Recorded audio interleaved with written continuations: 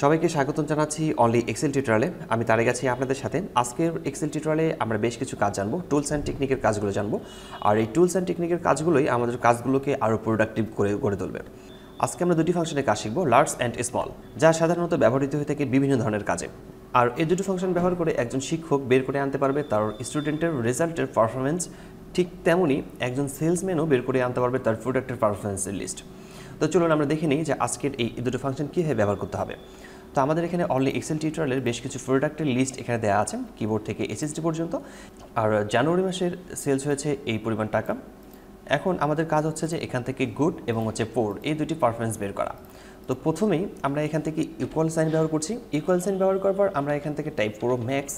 আমরা এখান থেকে টাইপ করছি ম্যাক্সিমাম, অর্থাৎ গুড অর্থাৎ হচ্ছে যে কোন প্রোডাক্টটি সবচেয়ে বেশি সেল হয়েছে সেটা আমরা বের করতে চাচ্ছি ম্যাক্সিমাম। এবং আমরা প্রোডাক্টের যে রেঞ্জটি আছে এই প্রোডাক্টের রেঞ্জটিকে আমরা সিলেক্ট করে দিচ্ছি, যে আমাদের অ্যামাউন্টগুলো আছে। ব্র্যাকেট ক্লোজ করার পর এন্টার প্রেস করলে আমরা রেজাল্টটি দেখতে পারবো, এখানে রেজাল্টটি শো করছে। ঠিক একইভাবে আমরা যদি এখানে সবচেয়ে খারাপ পারফরমেন্স করেছে কোন প্রোডাক্টটি সেটা যদি বের করতে চাই, তাহলে আমরা এখানে ইকুয়াল টাইপ করব। তারপর আমরা এখানে টাইপ করব মিনিমাম, এরপর ব্র্যাকেট দিয়ে দিচ্ছি এবং প্রোডাক্টের যে লিস্ট আছে, এরপর আমাদের এখানে যে টাকার যে লিস্ট আছে সেই লিস্টটাকে আমরা সিলেক্ট করে নিচ্ছি এবং ব্র্যাকেট ক্লোজ করে এন্টার প্রেস করছি। তাহলে আমরা দেখতে পারবো সবচেয়ে খারাপ পারফরমেন্স করেছে আমাদের এই কিবোর্ডের যে প্রোডাক্টটি সেটি। এরপর আমরা যদি পারফরমেন্সের দিক দিয়ে দেখতে চাই যে ফার্স্ট, সেকেন্ড, থার্ড কোন প্রোডাক্টগুলো সবচেয়ে বেশি সেল হয়েছে, ফার্স্ট দেখতে যাচ্ছি, সেকেন্ড এবং থার্ড বের করতে যাচ্ছি। সেই ক্ষেত্রে আমরা এখানে প্রথমে টাইপ করব ইকুয়াল, এরপর আমরা এখান থেকে টাইপ করছি লার্জ, ব্র্যাকেট নেব। এরপর আমরা এরিয়াটাকে সিলেক্ট করে দেবো। আমাদের যে টাকার সিরিয়ালটি আছে সেই সিরিয়ালটিকে আমরা সিলেক্ট করে নিচ্ছি। আমরা এই রেঞ্জটাকে সিলেক্ট করে দেওয়ার পর কমা প্রেস করছি। কমা প্রেস করার পর আমরা এখান থেকে 1 চাপ দেবো। আমরা এখান থেকে লিখছি 1, যে আমাদের এখানে লার্জ যেটি রয়েছে সেটি হচ্ছে ফার্স্ট লার্জ কোনটি রয়েছে, অর্থাৎ সর্বোচ্চ নাম্বার কোনটি রয়েছে সেটার জন্য আমরা 1 নাম্বারটা চাচ্ছি। ব্র্যাকেট দেওয়ার পর এন্টার প্রেস করি। এরপর সেকেন্ড পারফরমেন্সে যদি বের করতে চাই, ঠিক একইভাবে আমাদেরকে ইকুয়াল সাইন ব্যবহার করতে হবে এবং আমরা এখানেও লার্জ ফর্মুলা টাইপ করব, লার্জ, ব্র্যাকেট নিয়ে দিচ্ছি। এরপর অ্যারেগুলোকে সিলেক্ট করে নিতে হবে, এরপর কমা, এরপর 2 টাইপ করব কারণ আমরা সেকেন্ড দেখতে যাচ্ছি। ব্র্যাকেট ক্লোজ এন্টার প্রেস করতে হবে। ঠিক একইভাবে আমরা থার্ডের এখানে ক্লিক করছি, ইকুয়াল টাইপ করব। এরপর আমরা এখানে লার্জ টাইপ করব, ব্র্যাকেট দিচ্ছি, অ্যারেটাকে সিলেক্ট করতে হবে।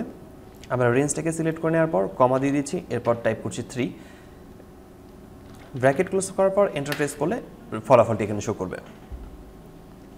তো পারফরমেন্স আমরা খুব সহজে বের করতে পারছি এবং আমরা সবচেয়ে খারাপ পারফরমেন্স দেখতে চাচ্ছি যে সবচেয়ে খারাপ পারফরমেন্স করেছে কোন প্রোডাক্টগুলো।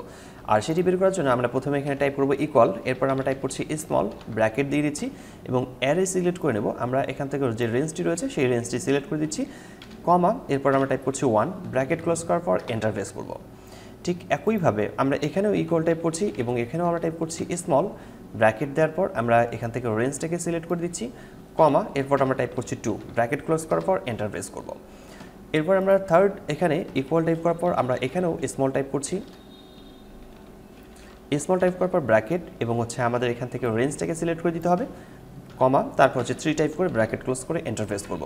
তো আমরা এখানে দেখতে পাচ্ছি যে সবচেয়ে খারাপ পারফরমেন্স করেছে আমাদের এখানে যে প্রোডাক্টটি সেটি হচ্ছে 15,000 টাকা সেল করেছে, সেটি হচ্ছে কিবোর্ড। এবং আমরা 25,000 টাকা দেখতে পাচ্ছি, সেটি হচ্ছে মূলত মাউস। এবং থার্ড যেটি রয়েছে সেটি হচ্ছে মূলত মনিটর। তো এভাবে আমরা খুব সহজেই যে কোনো প্রোডাক্টের পারফরমেন্স এবং যে কোনো স্টুডেন্টের রেজাল্টের পারফরমেন্স আমরা এখান থেকে বের করতে পারি। তো আশা করি বিষয়টি বুঝতে পেরেছেন। আজকে টিউটোরিয়ালটি এখানে শেষ করছি। দেখা হচ্ছে মাইক্রোসফট এক্সেলের নতুন কোনো টিউটোরিয়ালে। ততক্ষণ পর্যন্ত ভালো থাকবেন, সুস্থ থাকবেন। ধন্যবাদ সবাইকে। আল্লাহ হাফেজ।